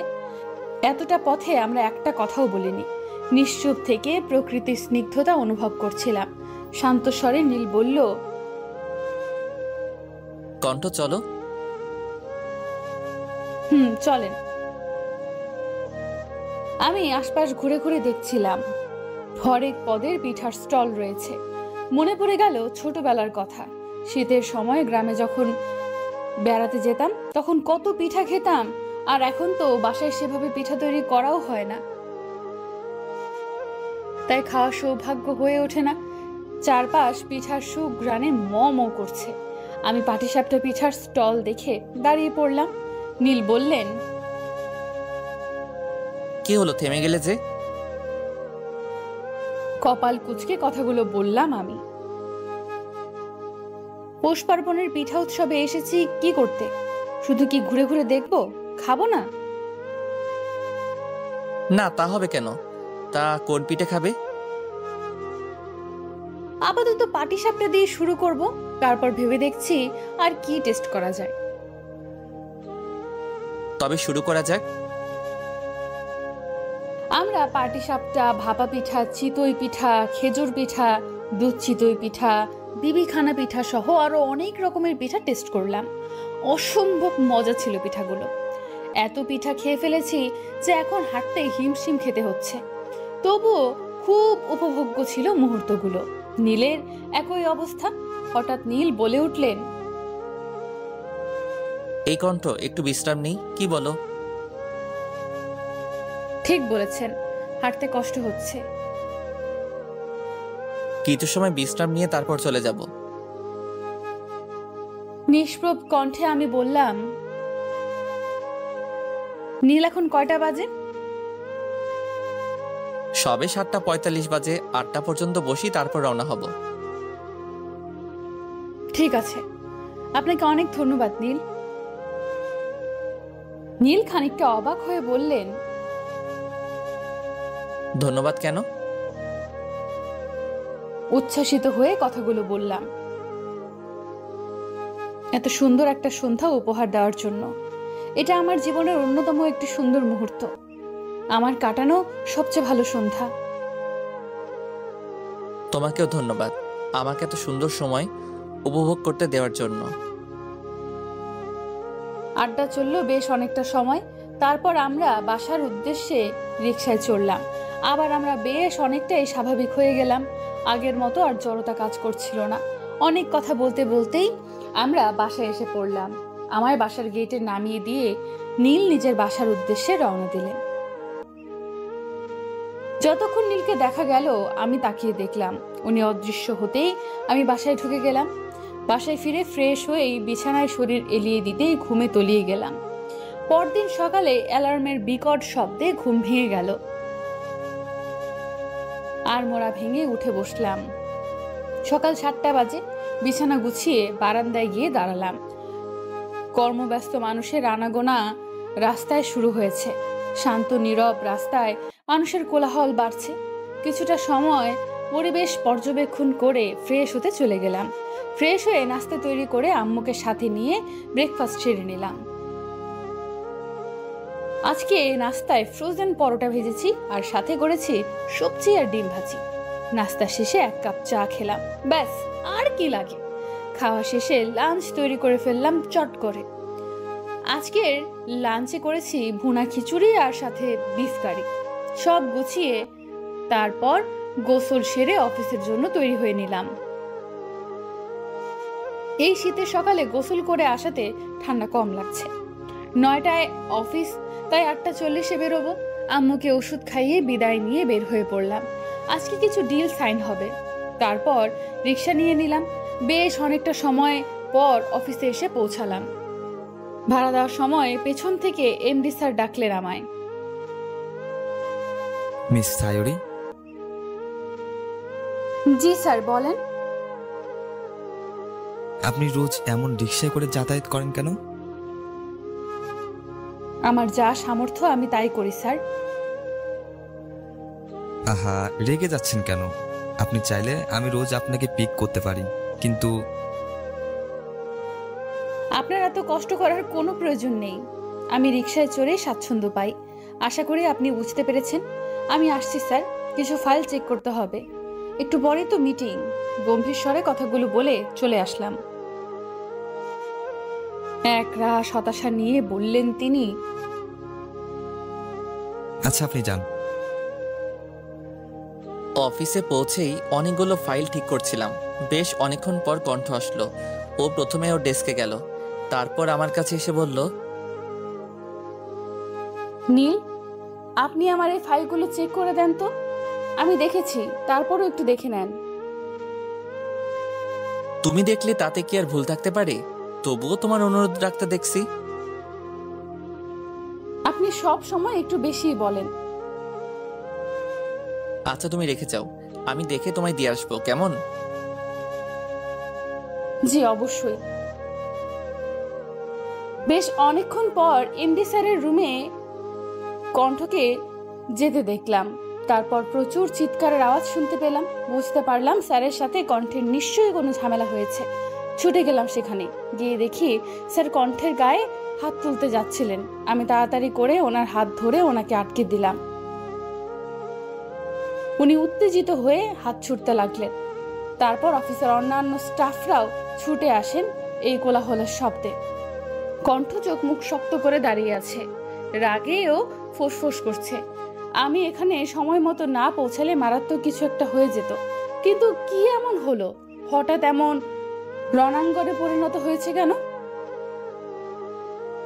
অনেক কৌতূহল মনে চেপে রেখে পরিস্থিতি শান্ত করার চেষ্টা করছি। তারপর সুযোগ বুঝে কণ্ঠকে নিয়ে বেরিয়ে এলাম। আজকের ক্লায়েন্ট মিট আপ আপাতত স্থগিত করা হয়েছে। কিছুই বুঝে উঠতে পারলাম না। মুহূর্তের মাঝে অফিসের পরিবেশ পাল্টে গেল। সবাই অবশ্য স্যারকে হাত তোলার অবস্থায় দেখেনি, শুধুমাত্র উত্তেজিত অবস্থায় দেখেছে। তারা ধারণা করছে যে কোনো ইম্পর্টেন্ট ফাইল হয়তো বা কণ্ঠ ভুল করেছে, তাই স্যার এতটা উত্তেজিত হয়ে পড়েছেন। কিন্তু আমার মন বলছে অন্য কিছু। কণ্ঠকে জিজ্ঞেস করতে হবে। আজকে অফিস তাড়াতাড়ি ছুটি হয়ে গেল। কণ্ঠ কোনো কথা না বলেই চলে গেল। আমিও আর কিছু বলিনি ওকে। রাতের আকাশ মেঘাচ্ছন্ন হয়ে রয়েছে। শিশির বিন্দু জানালার গ্রিলে জমেছে, মনের কোণেও মেঘ জমেছে। হৃদয় উঠোন জুড়ে আজ শুধুই বিষণ্ণতা। কোথাও কি শান্তি নেই? কেন জীবনে এত তোলপাড়? জীবন যদি থমকে যেত।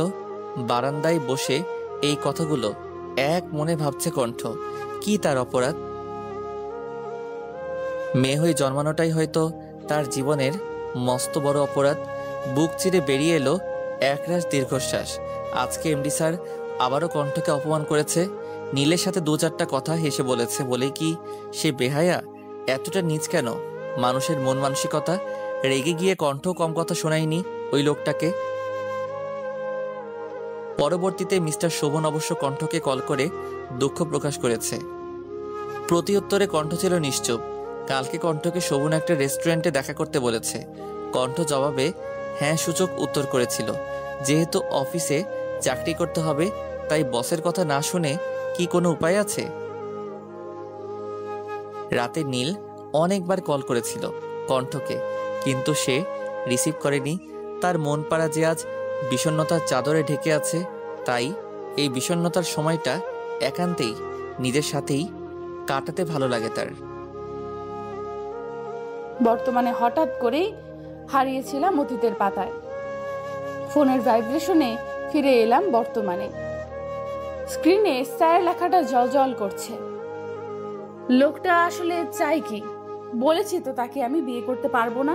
এমন নির্লজ্জ বেহায়া মানুষ আমি আমার জীবনে দুটো দেখিনি। কলটা কেটে দিলাম। সময় এখন সন্ধ্যে 7:30। আকাশ মেঘাচ্ছন্ন হয়ে রয়েছে। আমার জন্ম হয়েছিল বোধহয় কষ্ট পাওয়ার জন্যই।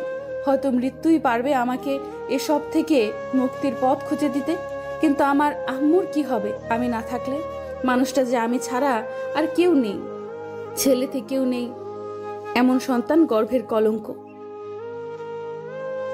আল্লাহর কাছে একটাই প্রার্থনা সব সময় করি, আমার অবর্তমানে যেন আমার মায়ের কোনো কষ্ট না হয়। অনেক হতাশ আমি আমার জীবন নিয়ে। কত স্বপ্ন ছিল জীবন নিয়ে, অথচ সব স্বপ্নই রয়ে গেল, বাস্তবে রূপ পেল না। না হতে পারলাম কারো ভালোবাসার মানুষ, আর না হতে পারলাম মা, না হতে পারলাম জীবনে প্রতিষ্ঠিত। কি হলো, কেন হলো? সবটাই ধোঁয়াশা, যার নেই কোনো উত্তর। ভাবনা চিন্তারাও আজকাল খাপছাড়া হয়ে গেছে। আজ যদি নীলের মতো একজন জীবন সঙ্গী পাশে পেতাম, হয়তো তার কাঁধে আমার মাথাটা রেখে সব কষ্টগুলো দুজনায় ভাগ করে নিতাম। হতাশা হয়তো আমায় ছুঁতে পারতো না, কিন্তু সবটাই যে অবাস্তব। চিন্তার জগৎ থেকে বেরিয়ে এলাম। কালকে রিজাইন করছি, এটাই ফাইনাল। এবারে একটু ঘুমানোর চেষ্টা করতে হবে। এত জলদি কোনো দিন ঘুম আসবে না জানি, তবুও ঘুম ছাড়া কেউ শান্তি দিতে জানে না। ও নীলকে একটা কল করি, সবটা বলতে হবে ওনাকে। যেই ভাবা সেই কাজ। হ্যালো কণ্ঠ, তুমি ঠিক আছো? দুদিন যাবৎ কল পিক করছো না কেন? কি হয়েছে তোমার? কল রিসিভ করেই উদ্বিগ্ন স্বরে কথাগুলো এক নাগারে বলে শ্বাস নিলেন নীল। শান্তভাবে কথাগুলো বলল কণ্ঠ। আমি কোথাও পালিয়ে যাচ্ছি না। আগে একটা কথা বলেন তো, আপনি কোথায় এখন? ক্লান্ত স্বরে বলল নীল। আমি একটু বাজারে এসেছি, কালকে মাকে ডাক্তারের কাছে নিয়ে যেতে হবে তো, তাই সময় পাবো না। আবার বাসার বাজারও শেষ। আপনি কাজ শেষ করে আমাকে কল দিয়েন। আর শোনেন, তাড়াহুড়ো করতে হবে না। আচ্ছা রাখি তাহলে, আমি অফিস থেকে এই কিছুক্ষণ আগে বের হয়েছি। আমারও মনে হয়েছিল। অপরদিকে নীল নিজের দায়িত্বগুলো সঠিকভাবে সম্পূর্ণ করার কাজে মনোযোগ দিয়েছে। কেননা কণ্ঠের সাথে কথা বলার পর তার মন শান্ত হয়েছে। মনের যে অস্থিরতায় সে ভুগছিল, তা থেকে যেন খানিকটা মুক্তি সে পেয়েছে। আচ্ছা, এই মাছগুলো কি তাজা? হ মামা, লইয়া যান, এক্কেরে ফ্রেশ মাছ। আচ্ছা আমাকে এইগুলো দেন। কত টাকা হয়েছে? সব মিলাইয়া 1575 টাকা। আরে বেশি চাচ্ছেন কেন? অহন মাছের রেট একটু বেশি, মাছের আকাল পড়ছে ভাইজান। আচ্ছা দিয়ে দেন। মাছ কিনে নীল এগিয়ে গেল সবজির বাজারের দিকে। মাছ প্রায় শেষের দিকে, তাই হাতে খুব একটা বেশি টাকা নেই। সেই জন্য খুব হিসাব করে খরচ করতে হচ্ছে তার। এবার সবজির বাজারে গিয়ে নীল জিজ্ঞেস করলো, তাজা কিছু সবজি দেন তো। আর কি নি বাবা আব্বা? বেগুন, বরবটি, ফুলকপি, টমেটো আর আলু দেন আপাতত। আচ্ছা তুমি খারাপ আব্বা, আমি দিতাছি। কত টাকা হলো? সব হাফ কেজি করে দিছি, 365 টাকা। দিয়ে দেন। আজকের আর রিকশায় করে যাওয়া যাবে না। কালকে আবার আম্মুকে নিয়ে বের হতে হবে। হাতে বাড়তি টাকা না থাকলে সমস্যা। তাড়াতাড়ি পৌঁছে কণ্ঠকে একটা কল দিতে হবে। মেয়েটা কি যেন বলতে চাইছিল। এমনি দুদিন কোনো খবর ছিল না, আজ আবার অফিসেও যায়নি। এমন কি হয়েছিল সেদিন? এসব অনেক কিছু ভাবতে ভাবতেই বাড়ির পথে এগিয়ে চলছে নীল। হাতে তার অনেক বাজার, হেঁটে যেতে কষ্ট হচ্ছে সামান্য, তবে তার গায়ে মাখতে রাজি নয় নীল। বাড়ি পৌঁছে ডোরবেল বাজিয়ে দিল নীল। তার মা দরজা খুললেন। তিনি বলে উঠলেন চিন্তিত স্বরে, বাবা আজ এত দেরি করলে যে? বাজার শেষ হয়ে গেছে তো, তাই বাজারে গিয়েছিলাম। কালকে গেলেই তো পারতি।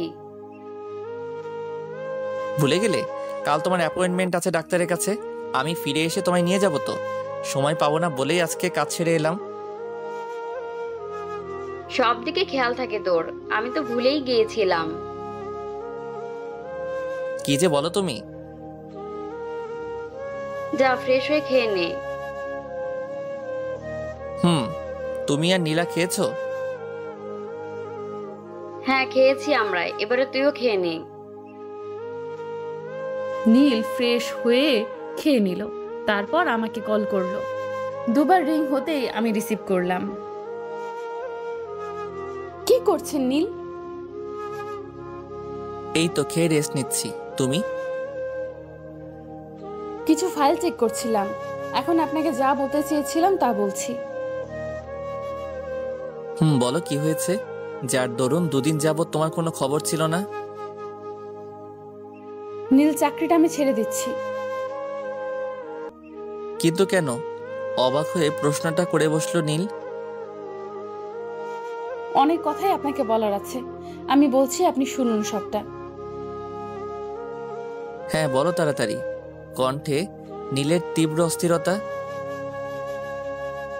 অফিসে জয়েনিং এর শুরু থেকেই এমডি স্যারের চাহনি আমার কাছে অস্বস্তিকর ছিল।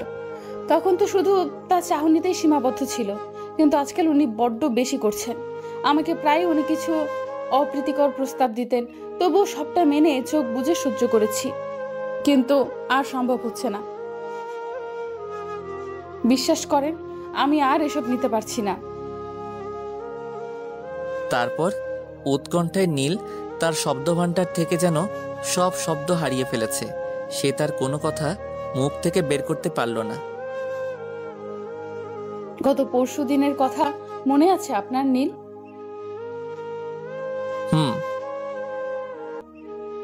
আমি আপনার সাথে সামান্য হেসে কথা বলেছিলেন, তাও ফাইল চেকের বিষয়ে কথা হয়েছিল আমার। তারপর আমি গিয়েছিলাম এমডি স্যারের কেবিনে। লোকটি আমাকে যাচ্ছে তাই বলে অপমান করলো। আমার অপরাধ, আমি অফিস টাইমে নাকি প্রেম করছি আপনার সাথে। আমি নাকি চরম বেহায়া, যার জন্য আমার ডিভোর্স হয়েছে। আমি তার প্রতিবাদ করেছি বলে গায়ে হাত তুলতে গিয়েছিল পর্যন্ত। ভাগ্যিস আপনি সময় মতো এসে গিয়েছিলেন। ওপাশে নীল নিস্তব্ধ হয়ে সব শুনছে, কোনো কথা বলছে না। কণ্ঠ আবার বলতে শুরু করলো,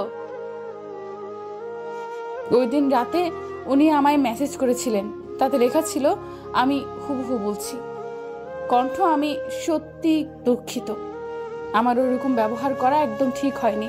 আসলে তোমাকে আমি অনেক ভালোবাসি, তো অন্য কারোর সাথে তোমাকে সহ্য করতে পারি না। প্লিজ তুমি কালকে আমার সাথে ফাল্গুন রেস্টুরেন্টে দেখা করবে, প্লিজ। কথা দিচ্ছি আর বিরক্ত করব না। আমিও তার এমন সরল স্বীকারোক্তি দেখে তার সাথে দেখা করব সিদ্ধান্ত নিই। রেস্টুরেন্টে কি হলো কণ্ঠ? শান্তস্বরে জিজ্ঞাসা করলো নীল। বলছি, উনি আমাকে বিয়ের প্রস্তাব দিলেন। এর আগেও 2 বার দিয়েছিলেন। আমি প্রস্তাব নাকচ করে দেওয়ায় উনি বললেন, আপনার চাকরি নাকি থাকবে না, আর আমি নাকি আপনাকে ভালোবাসি। তা তোমার কি জবাব ছিল? বাসো নাকি ভালো আমায়?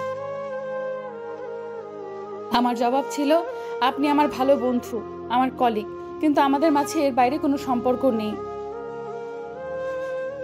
ও, দেখা যাক কাল কি হয়। তুমি নিজেকে অপরাধী ভেবো না।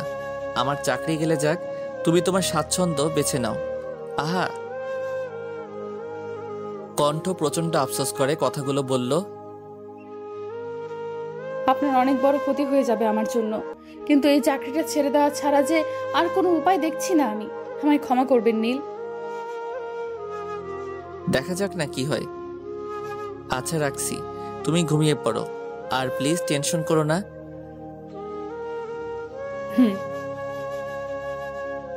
কলটা কেটে দিল কণ্ঠ। 24 মিনিটের দীর্ঘ কথোপকথনের পরিসমাপ্তি ঘটল অবশেষে, কিন্তু 2 প্রান্তে অবস্থিত নীল। কণ্ঠের উদ্বেগ উৎকণ্ঠা বেড়ে চলছে। কি ঘটতে পারে আগামীকাল? হয়তো বিষয়টি মেনে নেওয়া দুপক্ষের জন্যই কষ্টসাধ্য হবে। নির্ঘুম থেকে দুজনের রাত কাটল নানান মুখরোচক চিন্তাভাবনায়। রাতের শেষ প্রান্তে অবশ্য ক্লান্তির ভারে উভয় নেত্র যুগল বন্ধ হয়ে আসে। তারা হারিয়ে যায় ঘুমের ঘোরে। পরদিন সকালে নীল অফিসের উদ্দেশ্যে তৈরি হচ্ছে, তবে তার মনে অজানা আশঙ্কা। আশঙ্কাটা আসলে চাকরি হারানোর নাকি কণ্ঠকে হারানোর, তা ঠিক ঠাউর করতে পারছে না নীল। তবে অজানা ঝড়ের আশঙ্কায় নীলের মনের ভেতরটা প্রচন্ড আনচান করছে। মনে হচ্ছে আজ কোনো ভয়াবহ ঝড়ের পূর্ব মুহূর্তের থমথমে নীরবতায় ছেয়ে গেছে হৃদয় উঠুন। এমন সময় নীলের কানে নীলার ডাক ভেসে এলো। সে বেরিয়ে এলো নিজের চিন্তার জগৎ থেকে, মনোযোগ দিয়ে নীলার কথায়। ভাইয়া আজকে কখন আসবি? আজকে বিকেল 4টায় বেরোবো। আসতে আসতে 20 মিনিট লাগবে হয়তো। ও, তাহলে আমি আম্মুকে রেডি করে রাখবো, তুই এসে খালি নিয়ে যাস। নীলা, তুই খুব ভালো, তাকে তুই জানিস? ভাইয়া তোর হয়েছেটা কি? আমি তোকে খুব ভালোবাসি, কিন্তু কখনো প্রকাশ করতে পারি না। তোর সব চাওয়া পূরণ করতে পারি না। তোর এই অপদার্থ ভাইকে ক্ষমা করিস, আর আম্মুকে সবসময় দেখে রাখিস। ভাই তুই এসব বলছিস কেন? আমার ভালো লাগে না, আর বলবি না কখনো। তুই আর মা আমার পৃথিবী, তোদের দেখে রাখবো না তো কাকে দেখে রাখবো? হঠাৎ নীলের মা ছুটে আসেন নীলার চেঁচামেচি শুনে। ছেলেটা বের হচ্ছে, তা তুই সকালবেলা এমন চিৎকার জুড়ে দিলি কেন? আরে আম্মু ওকে বুঝি বলেছি বলে। মিষ্টি হেসে বোনকে বাঁচিয়ে দিল নীল। তুইও পারিস বটে, এখন যা অফিসে, দেরি হয়ে যাবে নয়তো। আচ্ছা আম্মু, তুমি তৈরি থেকো, আমি নিয়ে যাব কিন্তু। আর আম্মু, কখনো তোমার মনে কষ্ট দিয়ে থাকলে মাফ করে দিও। মনে পুষে রেখো না তোমার অভিমান। না রে বাবা, তুই আমার মনে কখনো আঘাত দিস নাই, তবে তোর বিয়ের কথা বললে কেমন যেন করিস। আচ্ছা, আর করবো না। এবার আসি তবে, নয়তো খুব দেরি হয়ে যাবে। আয় বাবা। দরজা খুলে বের হতে গিয়ে নীল একটা হোঁচট খেলো। তারপর খানিকটা সময় থেমে রইল, কিন্তু নীলের মা এই ঘটনা দেখে অস্থির হয়ে বললেন, বাবা তুই একটু পরে বের হ, যাওয়ার পথে কেমন বাধা পড়লো। আহা আম্মু, তুমিও না। একটু অন্যমনস্ক হয়ে পা বাড়াতে গিয়ে সামান্য হোঁচট খেয়েছি, তাতেই অস্থির হয়ে পড়লে? না বাবা, আমার মনটা কেমন যেন করছে, কিছু ভালো লাগছে না। বাবা তুই সাবধানে যাস। আচ্ছা মা, নীলামায়ের খেয়াল রাখিস, আর কল করলে সময় মতো রিসিভ করিস। আচ্ছা ভাইয়া। নীল নিজের উদ্দেশ্যে যাত্রা শুরু করলো। তবে দরজা থেকে বেরিয়ে একবার পিছু ফিরে তাকালো। তার মায়ের চিন্তিত মুখখানা আর বোনের অস্থিরতায় পূর্ণ মুখবয়ব এক নজরে দেখে নিল। কেন যেন তার মনে হচ্ছে এই বুঝি পরিবারের সাথে তার শেষ দেখা, আর বোধহয় বাড়ি ফেরা হবে না। কিন্তু হঠাৎ এমন অবান্তর চিন্তার কুল কিনারা উদযাপন করতে অক্ষম হলো নীল। অপরদিকে সকালে বাসার সব কাজ ছেড়ে কণ্ঠ নিজের গুরুত্বপূর্ণ কাগজপত্র গুছিয়ে রওনা দিল গন্তব্যের উদ্দেশ্যে। বের হওয়ার পূর্বে সে তার বাঁকে দীর্ঘক্ষণ শক্ত করে জড়িয়ে ধরেছিল। তার মনে হচ্ছিল মাকে ছেড়ে দিলে বুঝি সে হারিয়ে যাবে।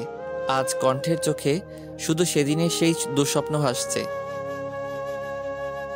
হঠাৎ চারিদিক ধোঁয়াময় হয়ে ওঠে। নীল হারিয়ে যায়, আর কণ্ঠের শ্বাস নিতে প্রচুর কষ্ট হয়। কিন্তু কেন আজকে এসব মনে পড়ছে? কেন হঠাৎ কি হতে চলেছে তবে নীল আর কণ্ঠের জীবনে?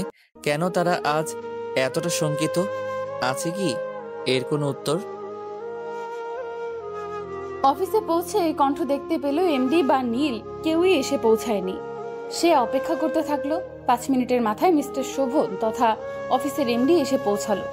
একবার সে কণ্ঠের দিকে দৃষ্টি ক্ষেপণ করলো, অতঃপর নিজের কেবিনে চলে গেল। কিছু সময় অতিবাহিত হওয়ার পর শোভন চিৎকার করে তার পিয়ে জিহানকে ডাকে। জিহান ছুটতে ছুটতে শোভনের কেবিনের উপস্থিত হলে শোভন চিৎকার করে নীলের কথা জানতে চায়। জিহান নতমস্তকে জানায় নীল এখন অফিসে পৌঁছায়নি। এসব কিছুর নীরব দর্শক ছিল কণ্ঠ। চুপচাপ সে দেখতে থাকলো স্বার্থের জন্য শোভন ঠিক কতটা নিচে নামতে পারে। বেশ খানিকটা সময় শোভন তার চেঁচামেচি চালিয়ে গেল, অথচ অফিস টাইম শুরু হতে এখনো 5 মিনিট বাকি। এসব চিন্তায় মগ্ন ছিল কণ্ঠ। ঠিক তখনই আগমন ঘটে নীলের। নীল আসার খবরটা জিহান তৎক্ষণাৎ মিস্টার শোভনকে জানায়। মিস্টার শোভন কেবিন থেকে বেরিয়ে নীলের পথ রোধ করে দাঁড়ান। অতঃপর নীলের উদ্দেশ্যে বেশ কিছু বাক্য ছুড়ে দেন। কি ব্যাপার মিস্টার সৈকত ইভান নীল? চাকরি করার ইচ্ছা আছে? কোনো কাজই তো ঠিক মতো করেন না। তাচ্ছিল্যপূর্ণ ভাবেই কথাগুলো বলল শোভন। অবশ্যই চাকরি করার ইচ্ছে আছে স্যার, কিন্তু আমি আপনার কথা ঠিক বুঝতে পারলাম না। না বোঝার মতো কোনো কথা তো বলিনি আমি, স্পষ্ট বাংলা ভাষায় বলেছি। একটু পরে আমার কেবিনে আসবেন। Okay sir. প্রবল হতাশায় জর্জরিত কণ্ঠে বলল নীল। এদিকে কণ্ঠ বসে বসে পুরোটা কথোপকথন শুনল। রাগ তার শিরা উপশিরা জুড়ে প্রবাহিত হচ্ছে।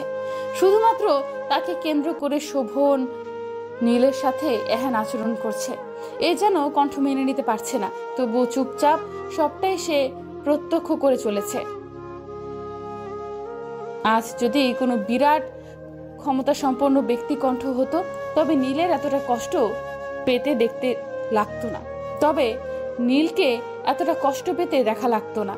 এসব নানা আজগুবি চিন্তায় চিন্তিত হয়ে রয়েছে কণ্ঠ। এমত অবস্থায় নীলকে ডেকে পাঠালেন শোভন। নীল কেবিনে যাওয়ার পূর্বে কণ্ঠের চিন্তিত মুখ বয়বের প্রতি দৃষ্টি ক্ষেপণ করল।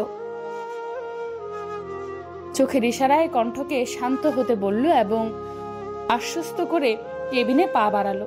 কণ্ঠের বুকের ভেতর ধক করে উঠল।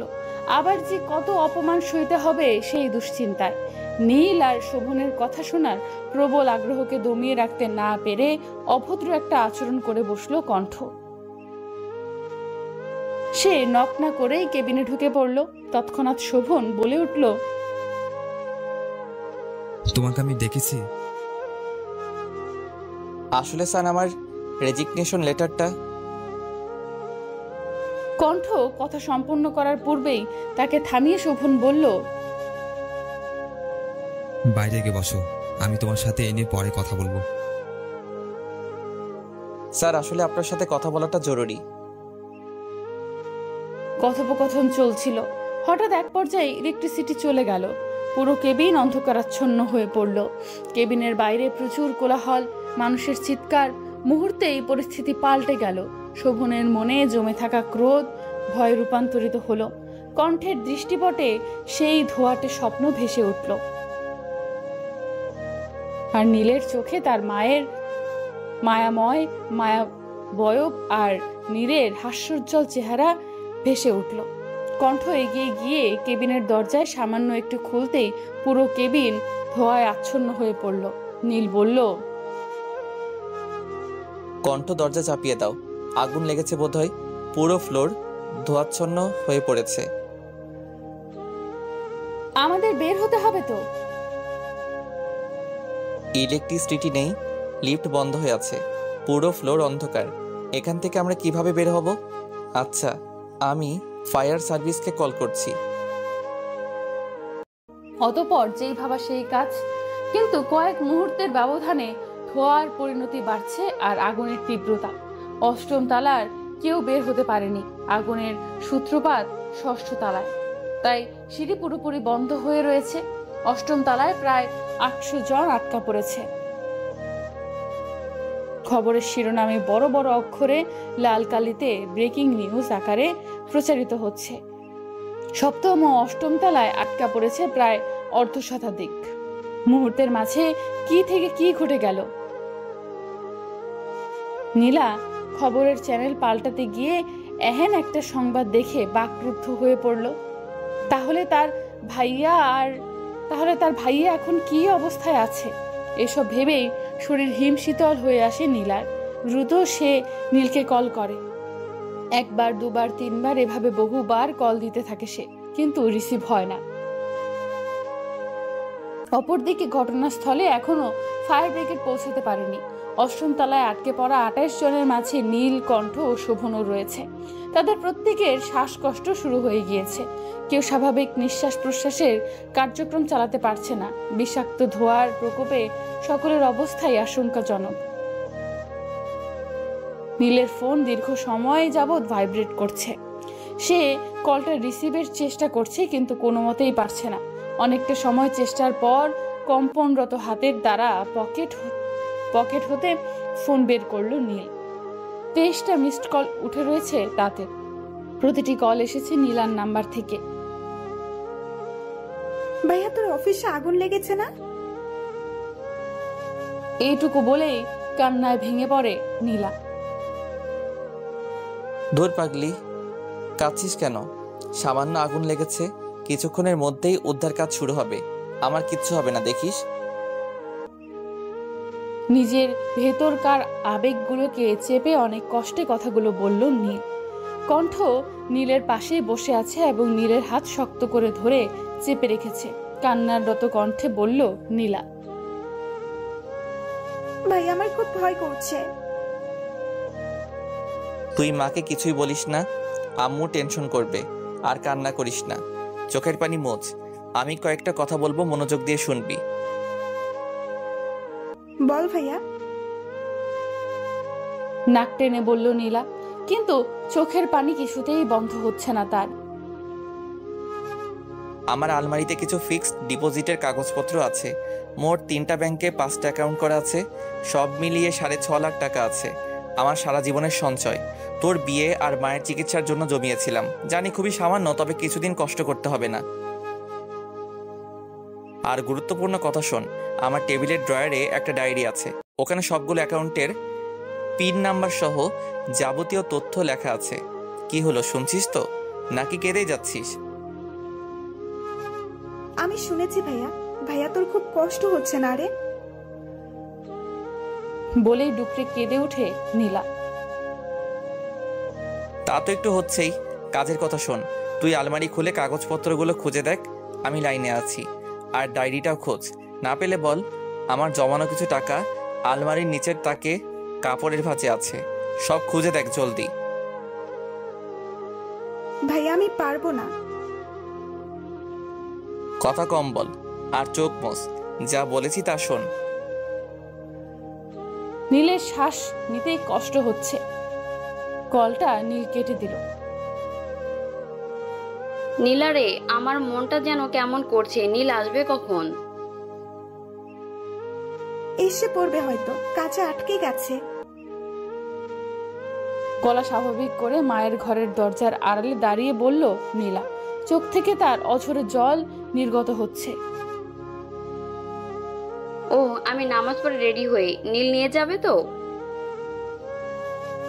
নীলা কোনো উত্তর দেয় না। কণ্ঠ অনেক চেষ্টা করে কথা বলার, কিন্তু তীব্র গলার জ্বালায় তা প্রায় অসম্ভব হয়ে উঠেছে। তবুও সে নীলকে উদ্দেশ্য করে বলে, নীল, আপনাকে একটা মিথ্যা কথা বলেছি গতকাল রাতে। আমি না আপনাকে খুব ভালোবাসি। আপনার সাথে ঘর বাঁধার স্বপ্ন দেখেছিলাম, কিন্তু নিয়তি আমাদের সহায় ছিল না। নীল, আপনাকে আমি খুব ভালোবাসি। জবাবে নীল শুধু বলে, আমিও। আর কিছুই সে বলতে পারে না, কাঁদতে থাকে। হঠাৎ নীল ও কণ্ঠ শোভনের দিকে দৃষ্টিপাত করে। শোভন অঝরে চোখের পানি ফেলছে। তাদের চোখাচোখি হতেই ইশারায় হাত জোর করে ক্ষমা চায়। নীল ও কণ্ঠ সেদিক থেকে চোখ ফিরিয়ে নেয়। কণ্ঠ বারবার পানি খেয়ে শ্বাস নেবার চেষ্টা করছে, আর নীল হাত দিয়ে ধোয়া সরাবার অনর্থক চেষ্টা চালাচ্ছে। স্বপ্নীল মেনশনের বাইরে উৎসুক জনতার তীব্র জটলা পেকেছে। অনেকেই স্বেচ্ছাসেবক, তবে দেখতে আসা লোকের সংখ্যাই বেশি। এদের মধ্যে আটকে পড়ার স্বজনদের আহাজারিতে এলাকার আকাশ বাতাস ভারী হয়ে উঠেছে। মিস্টার শোভনের স্ত্রী ও সন্তানরা বাইরে দাঁড়িয়ে কাঁদছে। তিনি মিস্টার শোভনকে কল করলেন, সাথে সাথেই রিসিভ হলো। আমাকে মাফ করে দিও, সারা জীবন তোমাকে ঠকিয়েছি। আল্লাহ হয়তো তার শাস্তি আমায় দিচ্ছেন। ছেলে মেয়েদের দেখে রেখো, ওদের মানুষের মতো মানুষ করো, আমার মতো মুখোশধারী হতে দিও না। এক নাগারে কথাগুলো বলে কান্নায় ভেঙে পড়েন শোভন। তুমি মহান, আমার মতো নিকৃষ্ট কীটের মুখে তোমার নাম উচ্চারণ করে তোমাকে কলঙ্কিনী করতে চাই না। ভালো থেকো, মাফ করে দিও। কলটা কেটে দিলেন শোভন। গগন বিদায়ী চিৎকারে ভেঙে পড়েন মিস শোভন। মাকে দেখতে পেয়ে সন্তানেরাও কান্নায় ভেঙে পড়ে। চারদিকে হৃদয় বিদারক দৃশ্য।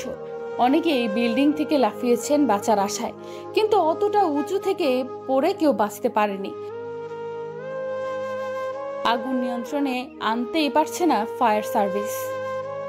কি এক বিভীষিকাময় অবস্থা! আগুন জ্বলছে প্রায় 8 ঘন্টা যাবত। এখন পরন্ত বিকেল, থেমে থেমে অগ্নিস্ফুলিঙ্গ দেখা যাচ্ছে। 8ম তলায় কেউ বেঁচে থাকার সম্ভাবনা নেই। সকলেই তীব্র ধোঁয়ার শ্বাসকষ্টজনিত সমস্যায় ইহলোক ত্যাগ করেছে। অনেকগুলো লাশের সাথেই উদ্ধার হয় একজোড়া লাশ, যারা একে অপরের হাত শক্ত করে আঁকড়ে ধরে রেখেছে, যেন ছেড়ে দিলেই হারিয়ে যাবে। ঠিক ধরেছেন, নীল কণ্ঠ একত্রে হারিয়ে গেছে পৃথিবীর থেকে, সঙ্গে নিয়ে গেছে তাদের অপূর্ণ ভালোবাসা। সব পরিণতি পূর্ণতা পায় না, অপূর্ণ থেকেই হারিয়ে যায়। ঠিক তেমনি ঘটেছিল নীল ও কণ্ঠের সাথে। 43টা লাশের মাঝে তারাও ছিল। বাঁচার ইচ্ছে থাকলেও নিয়তির দোষে তা হয়ে ওঠেনি। আমাদের দেশে বিভিন্ন সময় অগ্নিকাণ্ডের আদলে গল্পটি লেখা। সব গল্পের শেষ একই রকম হয় না। গল্পটি আপনাদের কেমন লেগেছে অবশ্যই কমেন্ট করে জানাবেন। আমাদের গল্প ফেসবুকে শুনতে আমাদের পেজটি ফলো করুন। পেজের লিংক ডিসক্রিপশনে দেওয়া আছে।